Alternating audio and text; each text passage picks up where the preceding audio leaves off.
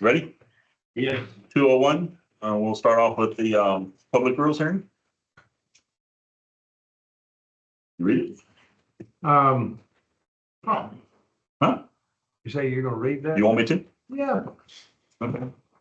The Brazos Valley Groundwater Conservation District, in compliance with Chapter 36, the Texas Water Code, will receive public comments on proposed amendments to the district rules during a public rules hearing at 2 p.m. on Thursday, October the 9th, at the district office in Hearne, Texas, 112 West 3rd Street. The proposed rule amendments include, but are not limited to, statutory updates, joint planning, production limits on smaller tracts, permit exemptions, operating and transport permit requirements, and well completion reports. Complete copies of the current and proposed district rules are available at that website in the district office. And I think we also posted whatever comments we received on the website as well. That is correct. So we have received two sets of comments, one from City of Bryan via Joe Freeland a few days ago. We put that up online, and then we've also received a set of comments on some of the rules from Upwell Brazos Valley Farm. And those have also been put up online. I've made those available to all the board for review. We've also made sure that the public has it. And I guess you probably should see if there's, you want me to go through these first, or do you want to see if there's any public comment? Let's go through them first, and then we'll ask if Okay, there's anybody very that maybe All right, I'm gonna. person comment. Okay, I'm gonna go through these fairly quick. Starting with page one, it's just gonna be a simple change in the date of when the everything was published and or when it was adopted. Next several pages, about 7 pages of 5.2 through 5.4 that are no longer relevant, except for we've simply taken and added this one sentence that you see here highlighted that covers, that goes back to the Texas Administrative Code. I'm sorry, go ahead.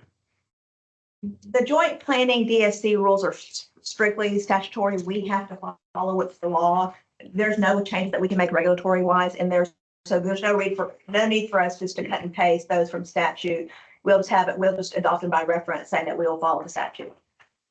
So that takes about 7 pages out of the rule book. Those have all been With no change in what we do. correct.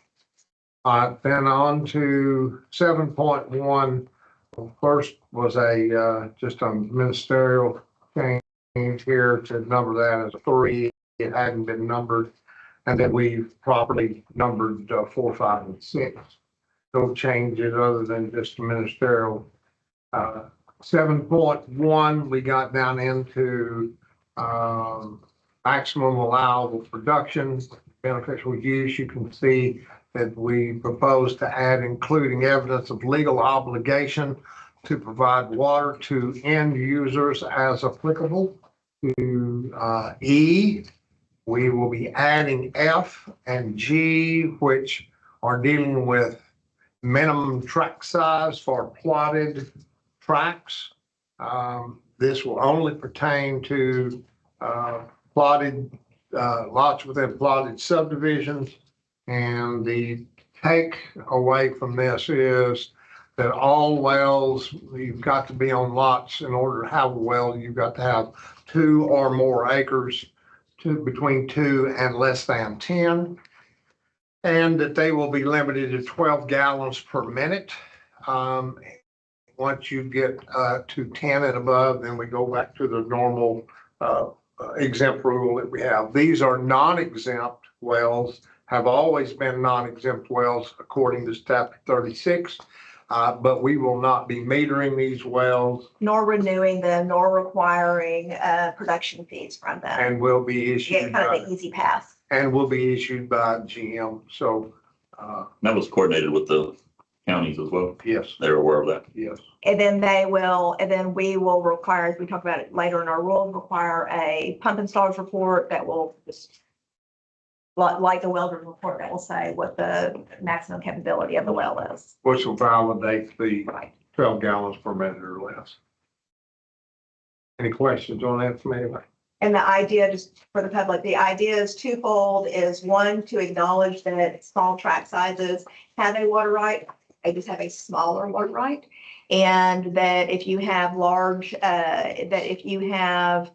subdivisions with many, many tracts and smaller tracts with all individual wells, they will start acting like one bigger well and have a hydrological effect. So it's acknowledging the hydrological effect and the property rights issue. But also acknowledging we want to be as easy as possible with those people and not be overly regulatory. Okay, and section 8, under exclusions and exemptions, we have added, and this is directly related to what we just talked about, but adding that an exempt well is up to 35 gallons per minute, just clarifying, make that real clear that 50,000 is about 35 gallons per minute. And that a new exempt well may only be allowed on a tract of land that is 10 acres or larger. So anything less than that then falls under the other rule. Right, and that's consistent with chapter 36 of the water code, Right. the 10 acres part. And the B is the 17. It's about 17 and a half gallons per minute, is 25,000. We already have that rules that for any other use that directs domestic livestock, you can still have an exempt well as long as it falls down at that 25,000 gallons per day or less. If 10 acres under 36.117B1 of the water code. All right, under 8.3, so we're looking at one ministerial change there, D2, and then adding on E, a well used to supply water for a subdivision of land for which a plat approval is required by chapter 232 local government code is not exempt under this rule and must comply with rule 7.1F. So this is just making it clear that it is not any, those wells under the plotted subdivisions are not exempt wells. And that's under 36.117, I believe, J of the water code, that the platted wells under that local government code are not exempt anyway. Regardless of size or use. 8.2 is ministerial. On to 8.3, permitting of non-exempt wells in numbers 3 and 4.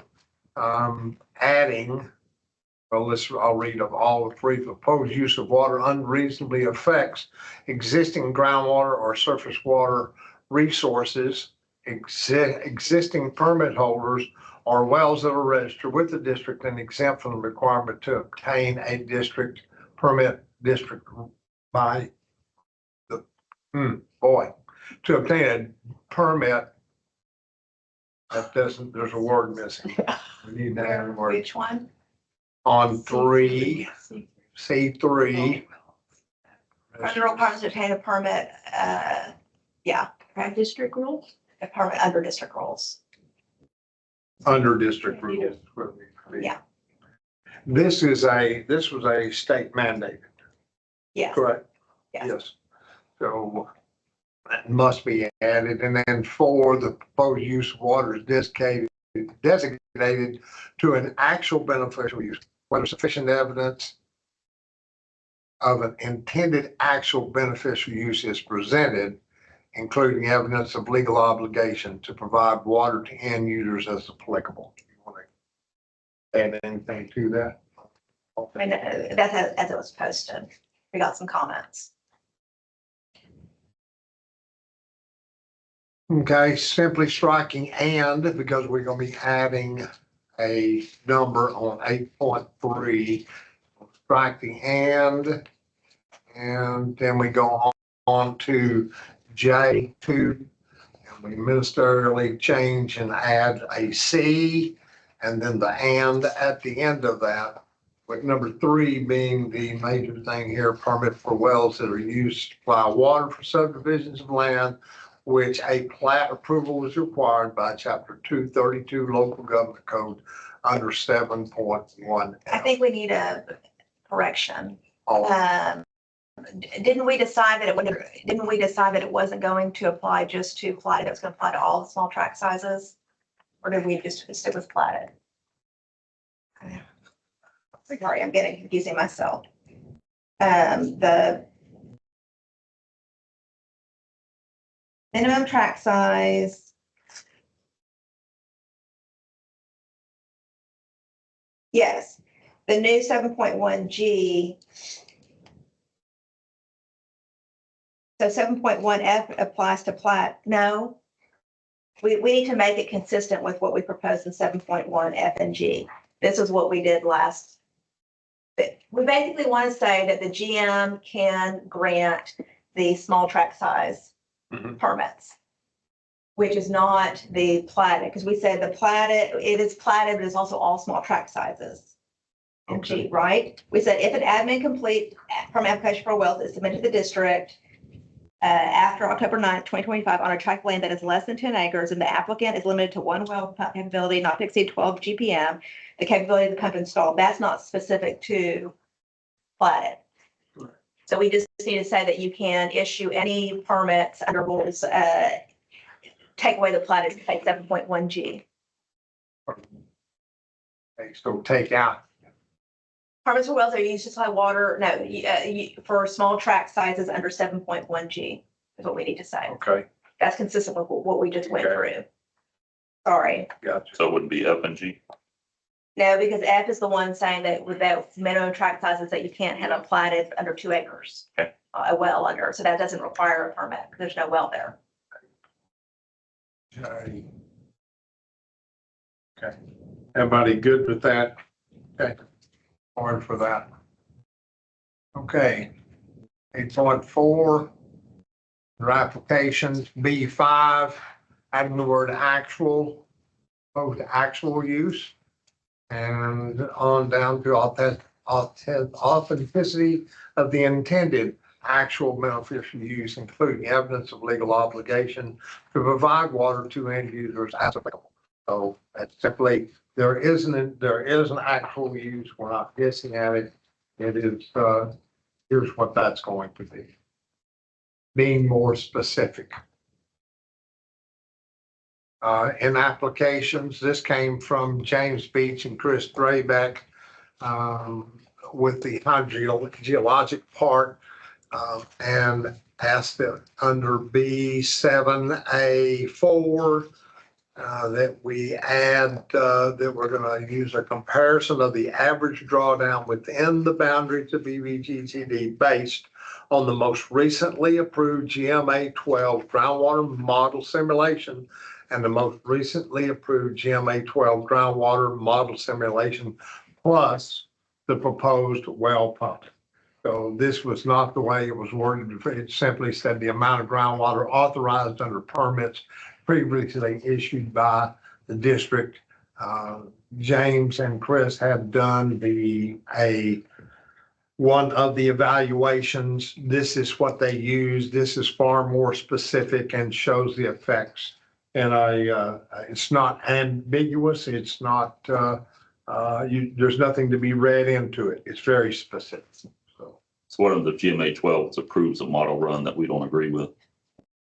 We'll be forcing I ourselves. think we would deal with that in-house. Well, I think that would be my suggestion. I don't know. If you got words that you'd like to put in there, then now's the time to do that. Something about districtly, locally approved model or something. I mean, I don't know. I'm just saying, I mean, if a model gets approved that we don't necessarily agree with, but we're then gonna be forced by our own rules to do it, then seems like we want our own flexibility to. Let's get some thought to those words and we'll be in executive session a little bit. We can kind of play with that. Okay. Any other questions or thoughts? That's 8.47A. 7-4, Steve, excuse me. Okay. All right.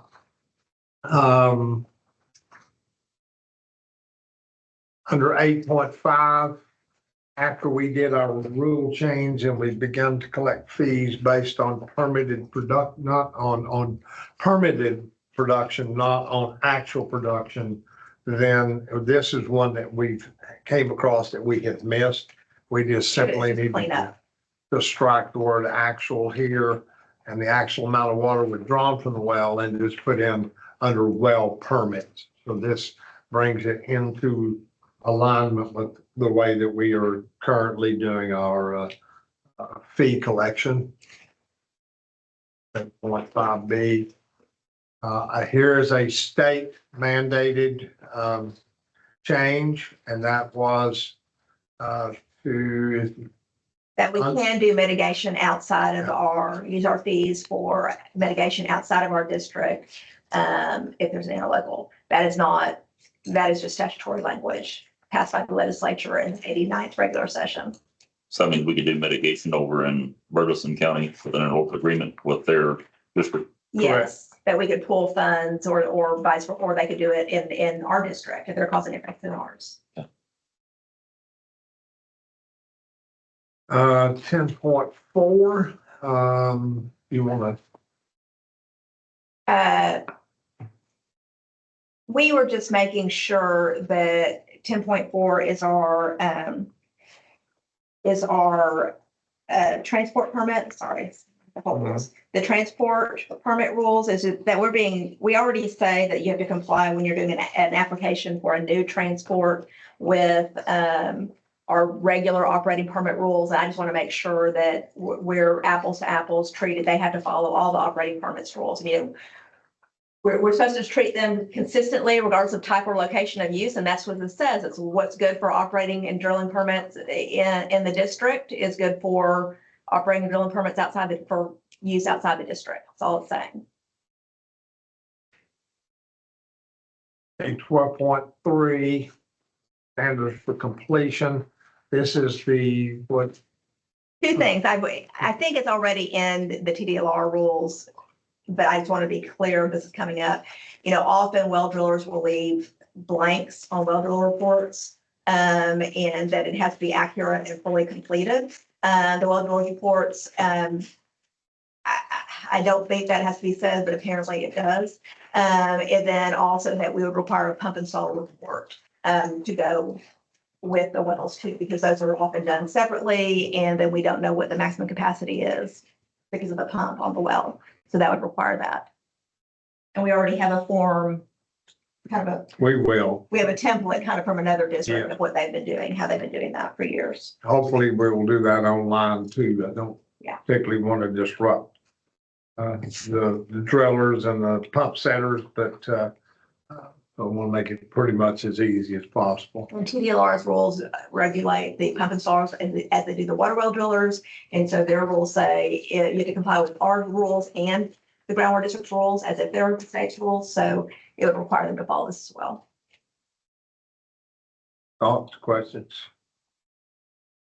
And then the last one that we posted was another state mandated bringing our civil penalties, changing from $10,000 maximum of $10,000 per day, and moving that to $25,000. That was another bill passed by the 89th regular session legislature. The bill is much longer, saying what the court has to consider in issuing those fines, but that doesn't need to be in our rules. It's all for the court. That's statutory. This is just as what the max is. I think that is it for now. All right. Open up public comment. Is there anybody present that wishes to speak? And again, we did have on the transport permits, that section of 10, City Bryan had weighed in, Upwell had weighed in, and that'll be something we can discuss in the executive session. Okay. All right. So are these effective like after this meeting, correct? If we vote on it. If they vote on them and they can make changes. George Wanted to meeting. make a change on it. What? Change it. Wanted to make a change to it. Right. Well, we already have one change of the typo, and then we'll talk about these requested changes if we take any of these. But we won't make any changes that aren't within the posting. But yes, after if we come out of executive session and vote on it, then yes, it would be okay. And that's posted on the website.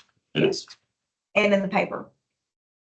20 days prior to. 20 days Yeah. minimum, Which paper? the Eagle Thank you. And Robertson County. County News. and Robertson County. All right, I'll just close public hearing. Yes. Next item will be our regular board meeting. Call the meeting to order. First item of business will be pledge of allegiance. Please stand. Pledge allegiance. To the flag of the United States of America and to the republic for which it stands, one nation under God, indivisible, with liberty and justice for all. We have a quorum present, Mr. Gary Meckler and Stephen Cast absent. Open it up to public comment on non-agenda items. Anybody wishing to speak to the board on non-agenda items? Seeing none, what about agenda items? Anybody wishing to speak on anything on our agenda today? Seeing none, move into item number 1. Discussion and possible action on the minutes of the September 11, 2025 public rules hearing and regular board meeting. Al? All right, we've had this posted for several days. We also got the draft minutes out to the board members for your review, and hopefully you have time to look through them, see if there's anything that you want to change. If there is, please let me know, let us know now, or if there are no changes or additions or corrections, I would ask that you approve the minutes as presented. Questions on the minutes? Entertain a motion. Second. Have a motion and a second. All in favor say aye. Aye. Any opposed? Motion carries. Item number 2, financial report, September 2025. I will start off with deposits. We had a total for the month of $128,248.59.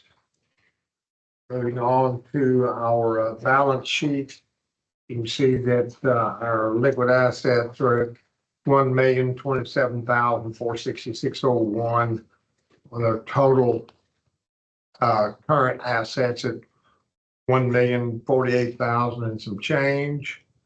Fixed assets are $356, bringing total on assets to $1,475,847.42. And you can see that we balance out with our liabilities and equity at that same number. On to your next page, our budget expenditures, we have collected total income at $1,035,172.03. And of that, our fee income, our water user fee income was just approaching $991,000 of that. The $32,594.66. No, that's not the one other. We had this other income. I'm not sure. Equipment we ordered. Okay. Back to back. Okay. Reimbursed. Going on down, you've got we've added back, was it last month or the month before? We made amendment, last month, we made the amendment to the budget to bring it more in line with where exactly we were with legal fees, with hydrogeology, that type of thing. So they would give us a more accurate what percent of budget that we've used. So those corrections or those revisions are in here.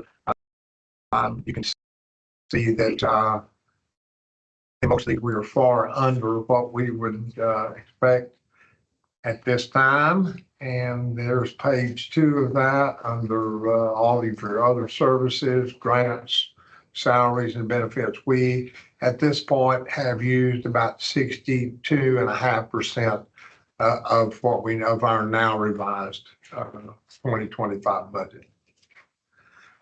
On our collateralization report. You see that we were sitting in at 73 days on our weighted average maturity dates. We have 800 and, let's see, these are our CDs, okay? Now, moving on to, here's collateralization, that we over allocated or over collateralized, and that's always a good thing, far beyond the 102%. So our percent of our portfolio CDs are sitting at about 82%, 18% cash. We do not have at this point anything other than the operating account and the well assistance account over at Prosperity. So any of the collateralization documents are they're just sitting there. So there's nothing beyond the 250,000, and we're at 122% of collateralized. So 20% above what our policy calls for.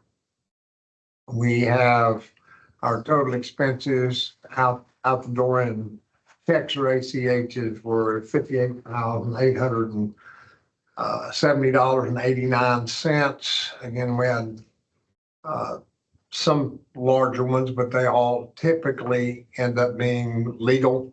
There's two here, and then we'll have our hydrology. That's the one negative one. Or The one negative one. That was part of the reimbursement from Ubiquity from Allen on some merchandise we had purchased.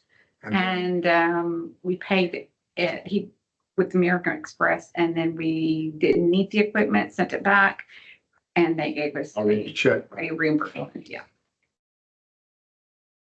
And then only interest on the only activity on the well assistance fund was $10.31. Any questions on any of the financials? Not, I'd ask that you approve the financial report as presented. If there are not any questions, entertain a motion. Move approval as presented. Second. Have a motion and a second. All in favor, say aye. Any opposed? Motion carries. Item number 3, discussion and possible action on resolution 10925.3, establishing a district capitalization policy. So following our, during and following the audit report, the auditor suggested that the district establish a capitalization policy for all assets that and a level and useful life for those assets. I got with Taylor Baker, who was our audit lead, and asked her for a suggestion. She sent a template, and that template is basically what you see here, that any land with a useful life that it's not applicable, buildings at 40 years, machinery and equipment, anywhere from 5 to 7 years. You can be absolutely specific, or we can leave it at that range, however you want to do that. Same way with vehicles. They said anywhere from 5 to 10 years, but if you want to be absolutely specific, 8 years or 7 years or whatever it might be, then but you can leave it as 5 to 10. And in all categories, her recommendation was at 2,500. We went over the rest of that the last time. So here is the policy written out. Here's what this will look like. This is in your packet, and will be signed, titled, and dated. And the resolution simply refers to the document that you just saw. So, Can you tell us what some examples would be of machinery and equipment that might be over 2,500? Our devices, our Trimble devices, could well fit into that. According to Jeff, there could be some computing equipment that could be. You think that would last 5 years? We make them laugh. But yeah, they could. They could. So, but of course, pick, vehicles, that kind of thing. Any questions from the board? If not, I entertain a motion. Do we adopt the resolution as presented? Second. I have a motion and a second. All in favor, say aye. Any opposed? Motion carries. Item number 4, discussion and possible action on the Budget Finance Committee recommendation for contracted services for FY 2026. All right, so on the 17th, Lisa and Stephen and John, we all got together to discuss what is the budget going to look like coming into 2026. During that process, we talked about our contractor who we've been using. That was going to be part of the whole budget process anyway. Would there be a need to do any requests for qualifications, or that we would just continue on with what we are using now, and to formulate recommendations to the board about contractors. Our contractors that we're currently using, Advanced Groundwater Solutions for hydrological services, Monique on our general legal services, and then also on other things as far as legal, the litigation has been concerned. Lloyd Gosling with all of our litigation legal services, Half Associate, you doing our database hosting, any of the ArcGIS, Seidel and Schroeder CPA doing our auditing services, Sabrina Brown on legislative consultant, and Jeff continues to be our IT services. Every single one of our contractors has done beyond what we would expect. They have performed outstandingly, and it was my recommendation to the budget committee as we went through the process that we continue to use them. And you will see that as we get into the budget that that's what we have assigned as we've gone through the budgeting process on this. So it would be here are the levels of the from the contracts and from the proposed contracts and the budgeting process we've gone through. Is it on James Beach? It was set at 200. It's at 200,000. Legal services from the Monique. Monique is doing exactly the same thing as she had last year, so it ends up being just over $60,000. But we know that there's going to be fees involved with some of the other litigation that's going on, so we put that in at 100,000 for this purpose. Legal services with Lloyd Gosling for our federal and any other litigation at 500,000. The database hosting 37,000. We'll talk more about that on Half Associates. Auditing services at 16,000. The legislative consultant at 60,000, and the IT services. Jeff is a little less than this. He came in at about 4,800. Well, when they hadn't left this at 7,000 for now. And I think I can say and I put personnel committee, but should have put budget committee. I apologize. Budget finance committee, and I would recommend that these be the contracts that we execute and use in our budgeting process. So we have a time period in which we put out RFQ. Just before we do our budgeting. I know, but do we have a reoccurrence time period, like every 5 years, every 3 years? Or... We have not. It's just been as someone has requested. That's how that's happened in the past. You remember the last time we did it? with, we did, legal, 3 years ago. Wasn't it 3? I think, has it been longer than that? Didn't you do auditing last year? Auditor we had to do last year Right. because Russell begged off, but, I know it hadn't been 5. But anyway, that's the only 2 that we've had recently. Any other questions from the board? If not, entertain a motion.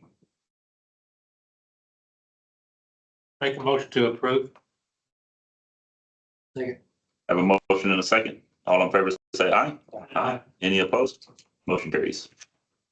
Item number 5, presentation and discussion of the draft 2026 district operating and capital budgets. Okay, and to make it easier for you to see, and there'll be 5 pages in your book that detail the next 5 slides. So I'm just gonna go line by line. I'm not gonna spend a lot of time. If you want me to slow down and stop, we'll go into great detail at any point, okay? And then you have 2 of the 3 people that were in the room. John was there, Lisa was there, and we spent a couple hours just on this process, at least that long. So spent a lot of time thinking about what it is, and they approached this as what are the needs that we didn't start off with, how many fees are we bringing in? We did not do that. It went at it as what are the needs of the district in our viewpoint. Let's go there first, and then we'll see what does it take to cover that. And then if that's unacceptable, then we start paring back. So that was the approach, okay? Starting off with our supplies, there's not a lot changed here. It was as you can see, we added $1,000 in our computing to bring it up to 10,000 rather than budgeted this year 9,000. Otherwise, and the $6,000. So I was asked about this. These Signal Fire Ranger data logging devices. We now have several devices out in the field that we now go out to as we're measuring water levels. They're out there constantly collecting data. And at some point, it will be a very good thing to be able to look at that in real time. These devices will $15, $100 a piece, 3 years.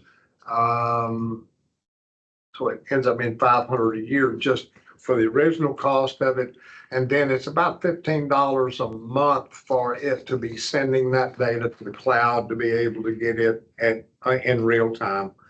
That the only cost after 3 years will be that sending it up and letting half collect it and be able to be able to see that at any point in time. So I've put that in the budget to put it on to use 4 devices. I mean, we have 9 of them that are in service now. The ones that are going to be the most important probably to look at are 1 or 2 that are up here close to where the proposed well field is going to be, but not right in the well field, but off to the edge. And then looking at the one down in the Bryan College Station area, and probably one out here at off 2549. So we can pick and choose there, but I put in the $6,000 as a thought of this is something that could well be, it could be very beneficial to us. So as we move forward, and if we need to do something different, that's fine. I'll have put it in for now.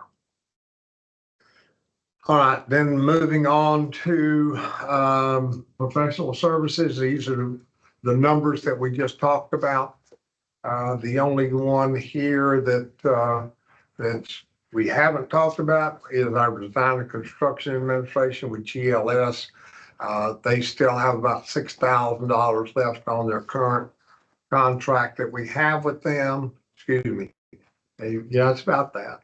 But they're working now, getting the design ready to be able to, the documents go out for bid. So I don't expect that all of the 10,000 that we committed this year is going to be used. I think some of that's going to roll over to next year. Yes. You know what? On average, what we've spent with Lloyd Gosling on an annual basis for the last couple of 2 or 3 years. On average for the year,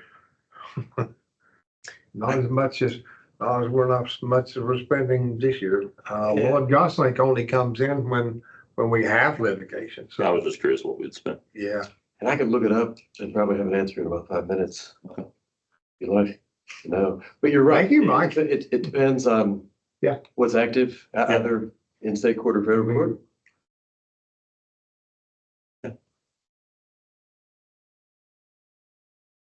any questions on that?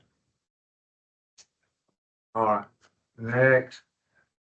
Other services, this is gonna be, as you can see, bonds, memberships, travel, utility, telephone, vehicle, fuel maintenance. This is where we have our part-time employees that are in there. That's both John and Taylor. You can see we made just a little adjustments upward on travel. Our costs going to and our big cost there is going to the groundwater summit. We've been, there's been 7 people going, and things have just gotten more expensive. Our cost of registration, all those things. So we've added $3,000 to bring it to 13,000 rather than the 10,000. We've carried 10,000 for a very long time. We're only adding $1,000 for utility because of the new building over here. Don't really know what it's going to be, but it should. I think it'll cover it. Phones staying the same, advertising staying the same. Fuel, we still do well on our fuel. We're going to, leave it where we're going. What we've done on the fuel, I've combined these, and so everyone will know. When Russell was here, we had things split, so we're looking at, we're putting some money to mitigation, we're putting some money into just general use. And that has, our new auditor was very confused by that. So we've combined these. So now we're looking at fuel and we're looking at John's salary as it's a salary, and we'll, not going to have it where it's a bit convoluted in that way. So that's why some of that's changed. I've put John's 2 salaries together to bring it to 40. That hasn't changed from last year. Same number. It's just one line item has gone away. Okay, that's something. But you're still tracking it separately. That's correct.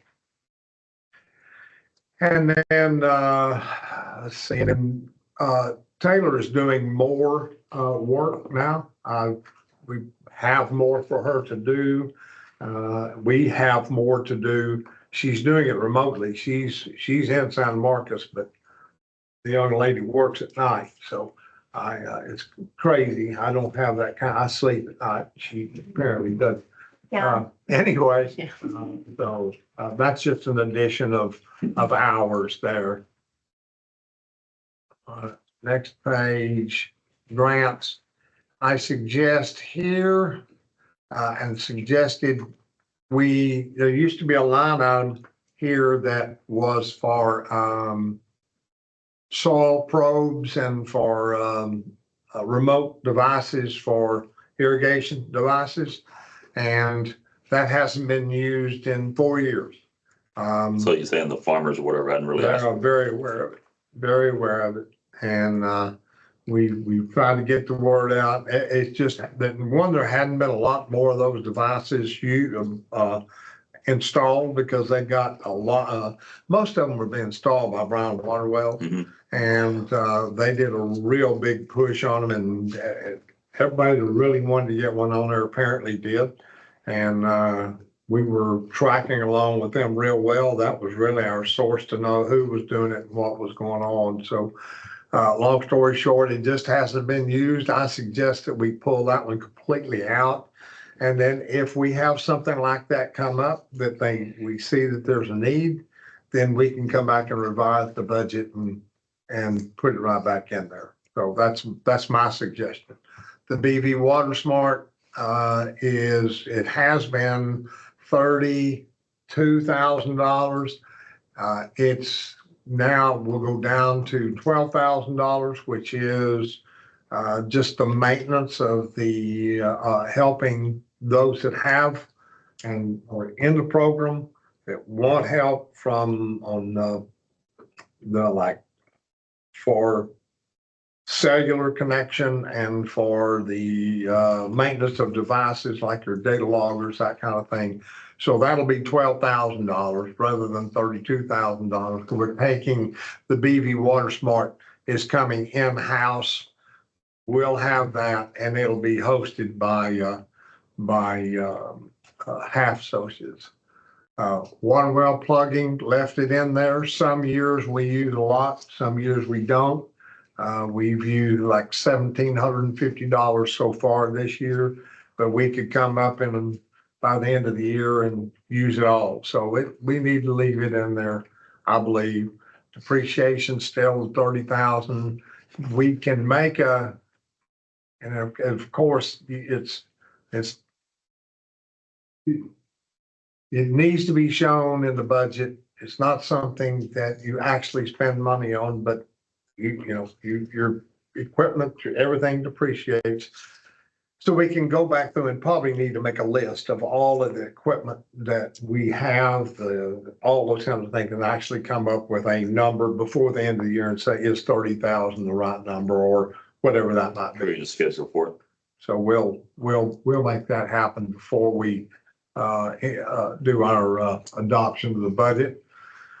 UAAL, we've been putting in 7,000. We didn't have to spend a penny of that last year because the TCDRS, their investments did real well last year. So we stayed well above where we didn't have to add any money. Thought that we decided, it was 3 years ago that we wanted to keep that fully funded. And so we always put that in as a line item, just in case in April, we need to bring it up to keep it fully funded, then we have that. There's not a way to know what that number is. They just can't give you a number of what your number might be. So, and then on building maintenance, we did kick that up to 7,500 simply because we do have another building and we're doing some of that outside coating of the brick, keeping it weather sealed. Questions? And last page, salaries. We put in a 3% increase on salaries. And you can see the first line there where it says salaries growth, that's with Cynthia, me and Cynthia. And it also includes the cash vacation time not taken. We have So the that education. is just y'all two. Correct. That line item is just us. And then the next line item is Kathy. That's our educational coordinator. We got that in at 65,000. We started the budget this time and I didn't even have a mitigation manager line in there. I was coaxed into, let's at least put it in for a half a person that maybe by July or later that there's a need. So that's why that went back in there. Those three line items then directly affect what the Medicaid, Medicare and Social Security, what that line item is. So that did go up slightly, but we also, anyway, there's the line. And then on benefits, health insurance is, per person is $16,000, what it says. So that's on 3.5 employees. Retirement, that number, the 13.77 is down just slightly from what it was last year to keep it, and we are 100% funded. So that's actually come down year over year, both health insurance and retirement. So our final total on what the committee and what staff has recommended is $1,661,300. And then you can see down under capital expenditures, we put in 110,000 for building or connecting this building next door. And maybe that's a little bit of office equipment. So it's not gonna take a whole lot over there, but only the 100,000 is only going by 110 is only going by what GLS had said. Well, it's probably going to be that much, but we don't have the numbers yet. So that's what we put in for a total $1,771,300. Wow, $1,771,300. So yes, Jason. So in the budget, there's nothing for like an assistant general manager or anything No, sir. programmed in? No, sir. Any idea what that would cost?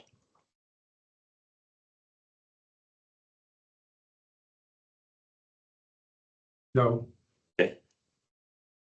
And on the payment of the non-taken vacation, where it says cashed out, not something we've been doing. Do we have a policy on that? We do. Alan, on the health insurance number, 56,000, Yes, sir. that's health insurance for 3.5 people? Is That's that correct. right? 3.5. 3.5. 3.5. Because if you hire somebody middle of the year, Okay, that's right. okay. It's really a whole person for half a year. That's right. There you go. Hey, well, you know, those half people. But the following budget, we'll have to plan to fund that 100%. That is correct. Yeah. Or if it still doesn't look like it, then if there's anybody gonna, yeah, I mean, if someone gets hired, If you hire someone Oh, midway, absolutely. then the next year we have Yes, to fund that 100%. So it's not like we're paying, that is it's not correct. gonna be a half-time person for a full That's year. exactly correct. Yes. Any other questions from the board?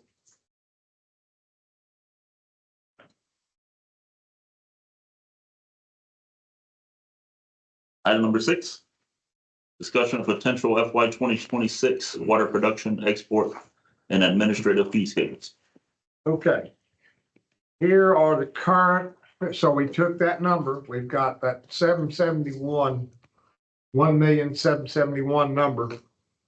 And then the way that we did we no longer have actual water production in arrears to call upon as part of our fee structure. We're still doing that from last year. We're getting, right now, we get checks for 2024 production, actual production, and everyone has already been paying on their 2025 in real time. 2020, or the collection of water production, actual water production has gone completely away. We are only dealing with authorized, permitted production, okay?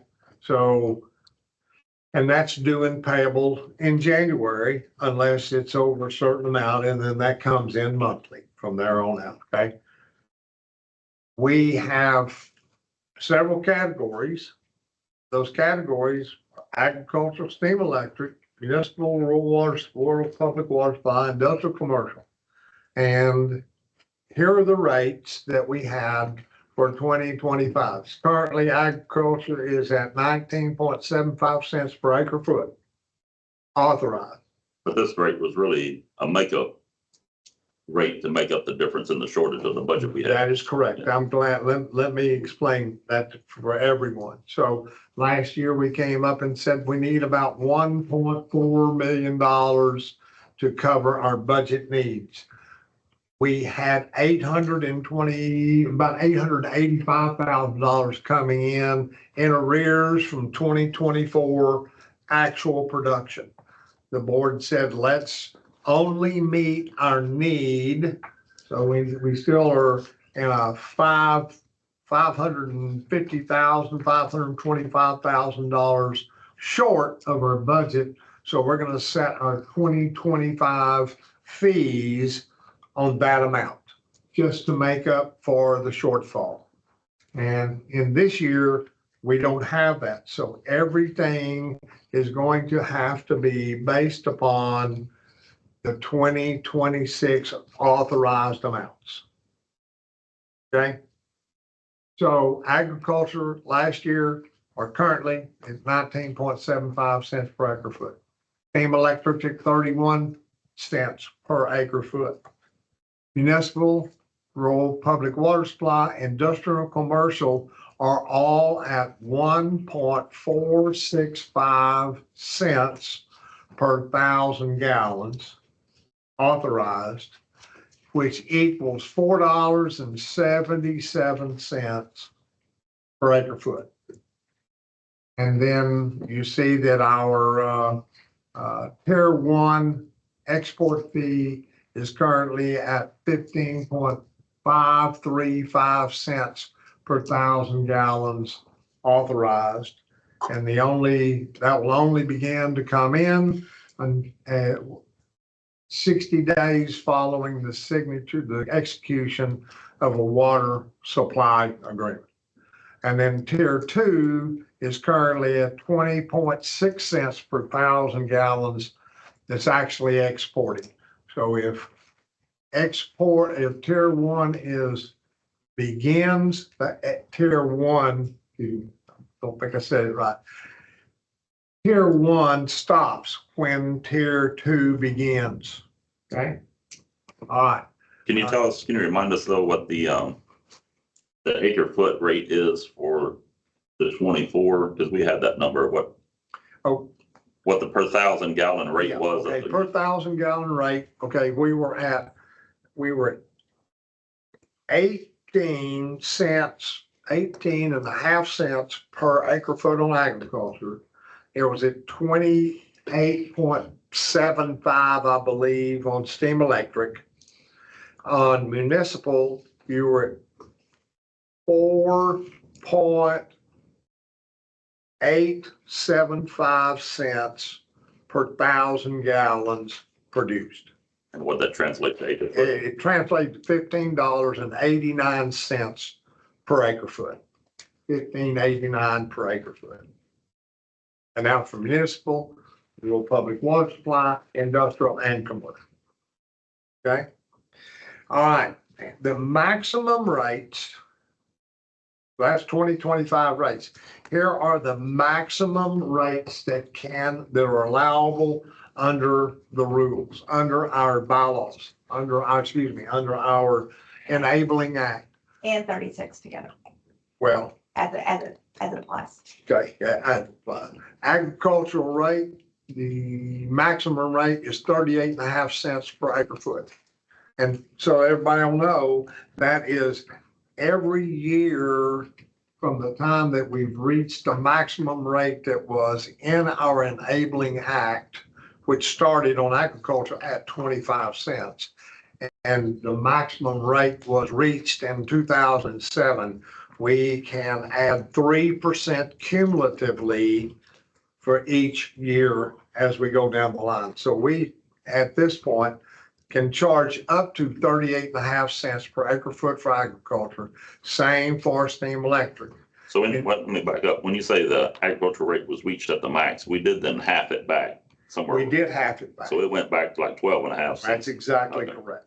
That is exactly correct. And still have not gotten back to the what it full was. max, yeah. That's correct.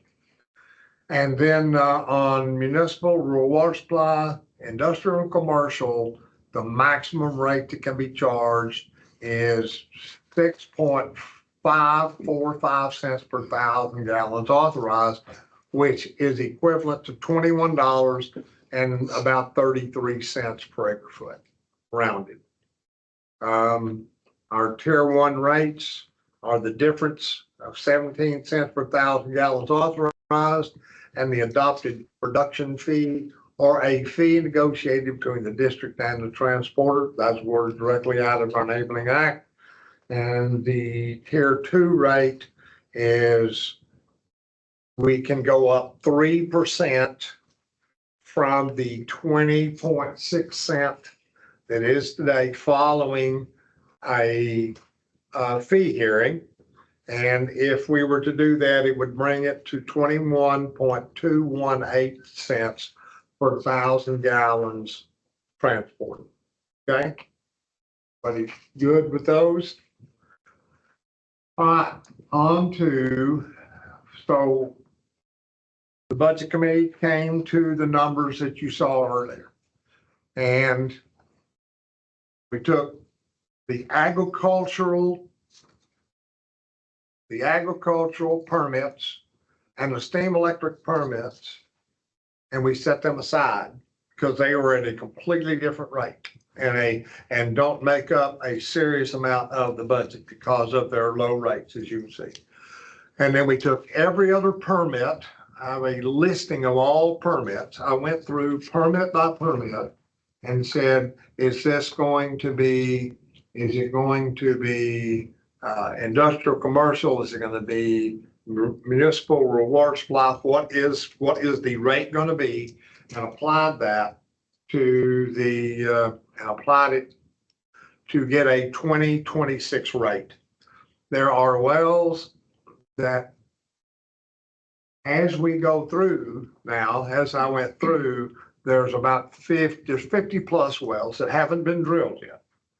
And all of those wells are due to some type of money is going to be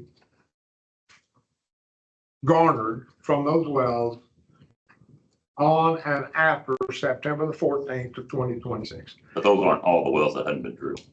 It was 50 something. Yeah. No, I'm sorry. Go ahead. I know what you're asking. I mean, there are some wells that haven't been drilled that are part of That the is agreement correct. that are I not said included that in wrong. that. That's the wells that just aren't a part of this, the project out here And which wells are those? Just for everybody's, that are not part out here. that are not gonna be a part of this fee structure.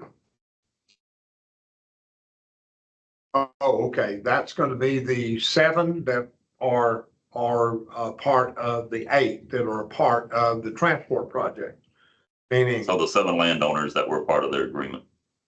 plus Goodland. That is correct. So the Goodland wells that were permitted prior to the agreement, there won't be any fees collected from them as part of this. As they come online, as they There are are some that are drilled, drilled, as they're drilled, they will come on at a municipal rate. but then they,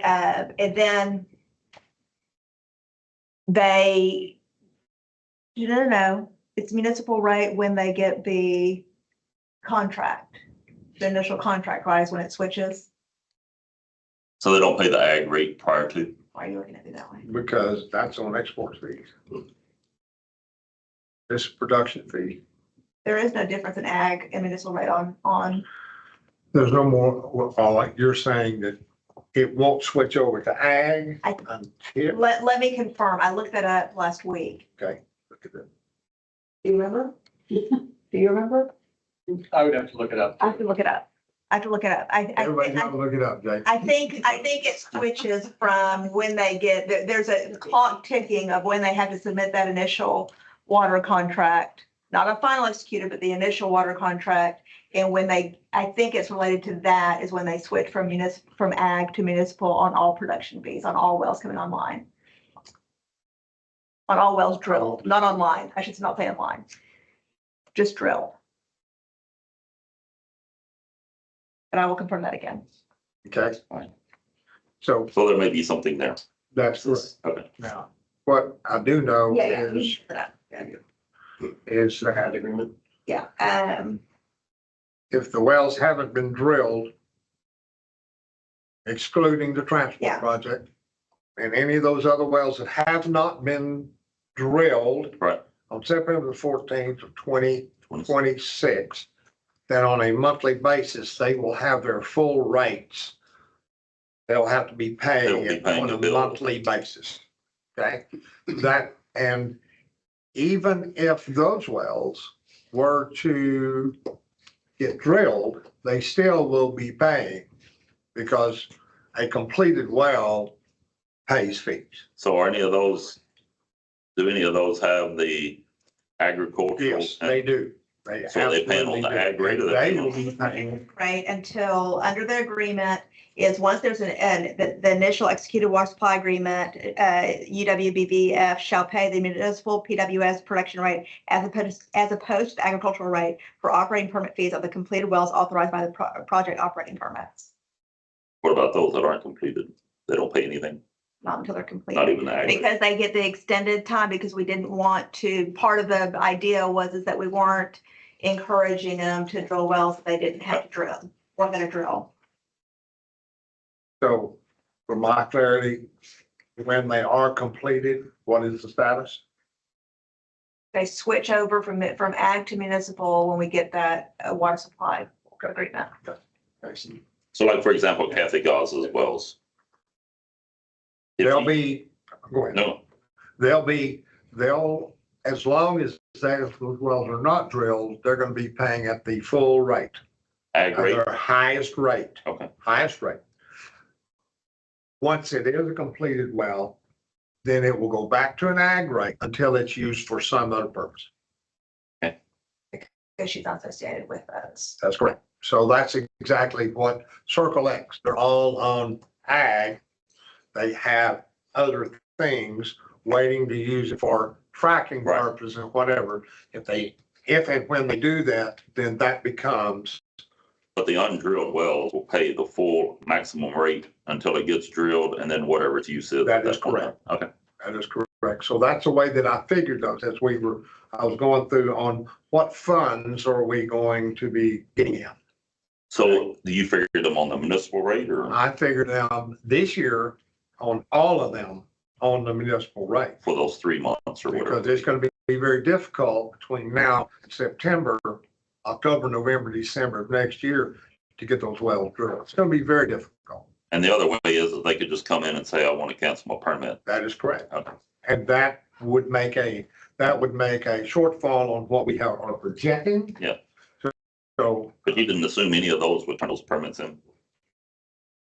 do what now? You didn't assume that any of those undrilled wells that I people did would not. turn any of those We back. did, Okay. I did not, we did not. Okay. I'd be very surprised. No, that's fine. I was just curious about the, But did not. Okay, so after having gone through, and another thing that we didn't do that I believe that we are close to having all of the permits that that we're going to relinquish their permits. I think we're pretty close to, other than the ones that you just talked about, Jason, that for some reason they say, "Oh, I'm just done with this thing. I'm not gonna drill them, don't want them." But having gone down through the list of people that have permits and do I think that they're going to go, I'm just not gonna pay a higher fee. That's all I ever wanted to pay. No, I'm just done with that. I didn't see any, if there are, it's a very small amount. Okay. So went through, got the high rate permits, total numbers of permits, divided that into 1.771 million. And that came up to $13.78 per acre foot, which brings in, with all that we said, brings in about $2 million. Brings in about $2 million. Now, the budget committee, correct me if I'm right or wrong, but we've been dipping into and really eating into our reserves throughout this entire year because of hydrogeologic causes, of legals, that type of thing. So if in fact we were to raise to 2 million and we needed 1.8 million, that still leaves to where you can build back some of what we've been dipping into this year. That was the thought from the budget committee. Am I pretty spot on there, Jason and Lisa? I mean, Jason. And I would John. let it up. Sorry about that. Sorry about that.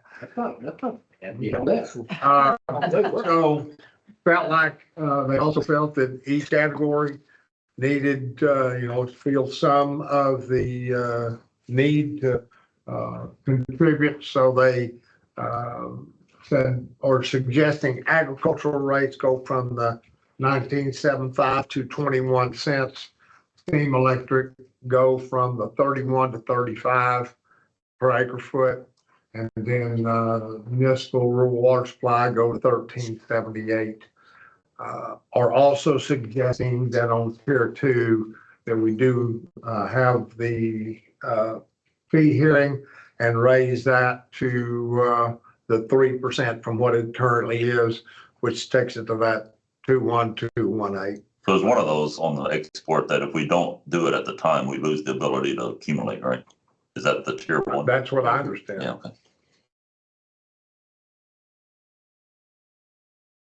And you say the suggested fee rate for those 4 upper rates was derived by taking the total budget amount that you've seen, divided by the total authorized acre feet of permits that were not agricultural, not steam electric, and then came up to the 1378 per acre foot, which is still less than what you were paying before in 2024, was at 1589, but you were only paying on Yeah, produced amount.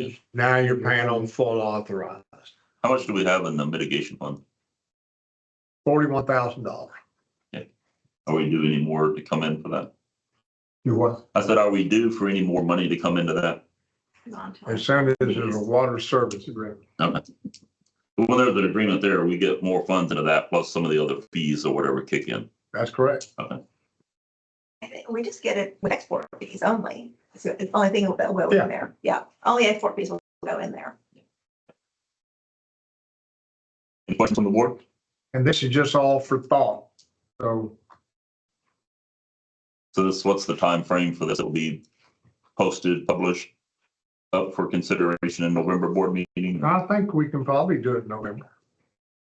I mean, and certainly my suggestion, Lacey, you tell me right, wrong, or different, is if you have something and you know it now, great. If you don't, and something comes up, you say, boy, we need to do this, that, or whatever, don't like this, then get with me, get with Lisa, get with John, get with Steve and Cass, and go, let's have the discussion so that we can be fleshing that out throughout the next 30 days.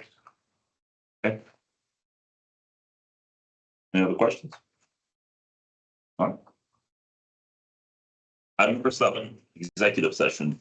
Under Texas Government Code 551071, to receive attorney-client privileged information regarding one pending lawsuit, Zeno Investment LP versus Brazos Valley Groundwater Conservation District, case number 625 CV 00001, filed in the United States District Court for the Western District of Texas, Waco Division. 2, socioeconomic impact study for use in establishing 2026 desired future conditions. 3, establishing desired future conditions for all aquifers within the boundaries of the district and related statutory considerations. And 4, district rules. At this time, the board will go into executive session. 32, and the board is coming out of executive session. Moving on to item number 8, discussion of possible action on the proposed revisions to the district rules, including but not limited to statutory updates, joint planning, production limits on smaller tracts, permit exemptions, operating and transport permit requirements, and well completion reports, subdivision, and other minor amendments. Talking about making the rules and putting them up for a board vote for adoption is on 8.1. I think we need to clarify on the exceptions that it is rule 7.1 F and G. That means the minimum tract size and the small tract size rule. And also on 8.3, J3, the permits that a GM can grant, it'd be permit for wells that are issued under Rule 7.1G, which is a small tract size rule. We want to make those changes. We also discussed submitted comments that were posted on the district's website and have discussed going forward with the proposed rules from rule amendments on the post rules from Matthews and Freeland. They were posted on the district's website. So I'd make a motion that we approve the rule revisions as we posted as a board and as the changes that Monique just read. Second. All in favor, say aye. Aye. Any opposed? Motion carries. Item number 9, discussion of possible action on items listed and deliberated in executive session as noticed above in agenda item 7. Vizino Investments LLC versus Brazos Valley Groundwater Conservation District socioeconomic impact study for use in determining 2026 desired future conditions and matters related to the adoption of desired future conditions. And I'd make a motion that the district move forward with the Westwater research study to conduct a regional economic impact study for the DFC process and to delegate the authority of the district's general manager to negotiate and execute an agreement with Westwater with a cap of $200,000 in total cost that will ultimately be shared on a pro rata basis with others, and to authorize the general manager to begin discussions with others on development of an interlocal agreement for that cost. I'll second. Have a motion and a second. Is there any discussion? If not, all in favor say aye. Aye. Any opposed? Motion carries. Item number 10, general manager's report.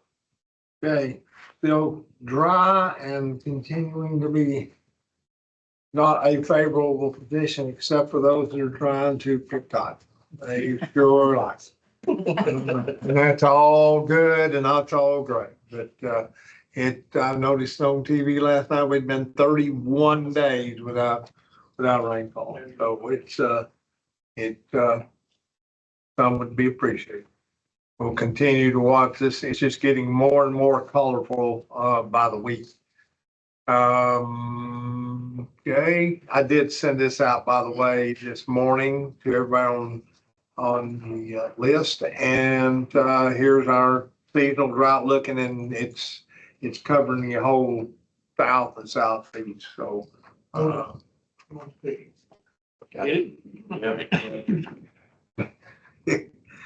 We weren't smiling. I know, I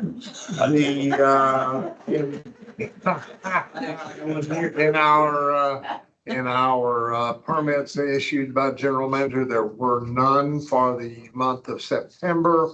And then each of y'all, and online, there's a breakdown of all the permits, mags, production year by year, and total number of permits issued, as always. The general manager report, we did get Kathy back in the office. She's been out 2.5 weeks with 7th graders back in the classroom.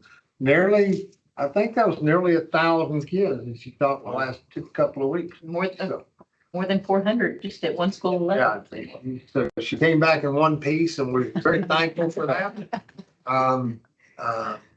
Evidently, she still knows how to teach. That's a really good thing. Let's see here. I'll let y'all read through all of what we've accomplished during the month. We have been visiting with Signal Fire, who is the maker of those Ranger devices. They have installed one of their devices on one of College Station's non-properly functioning remote or wireless rain gauges. It's reporting late. They believe that it's the data logger. This would replace the data logger, but we're having a lot of trouble getting that information to A&M. The avenue to get it there, they're just not giving us a whole lot of help to get it there. So it looks like we're gonna have to just fall back and make it all happen through half. So that's, we've kind of regrouped and we're moving that way. Let's see what else here. There's all the kids. It's like, that's just a crazy number of kids. And I'll go down here to, here's the things that are going on right now. Tomorrow, GMA 12. Kathy will be at Pizza Ranch on the 15th, about 500 plus kids, fourth graders. Robertson County Field Days on 21st. That's about 200 and or so fifth graders here in Robertson County. Hearn is not going to be able to attend this year. Hopefully, next year we can get that resolved. We begin fourth grade, some fourth grade for presentations on the 27th, and I'm sure that's going to fill in as we go. I do have a presentation with the Republican Women's Club on the 4th concerning groundwater and why are we out. The title is, why are we out measuring water wells? Why are you measuring my water well? So we're gonna have a fun time then. The 19th of November, we have the annual Bell County Water Symposium in Belton. If you got time, it's always a very good program. Good people, good, just very interesting. So I would encourage you to go if you have the time. And then there's one date in there, December the 15th. We are teed up for another hearing on class action for the Fazino investments. That's on the 15th of December, and if all goes, then we're still set for the 22nd of June to actually have a trial if we get that far down the road. And I will not go through this, but we continue to stay definitely on track to meet all of our management strategies and meet each of the objectives in the management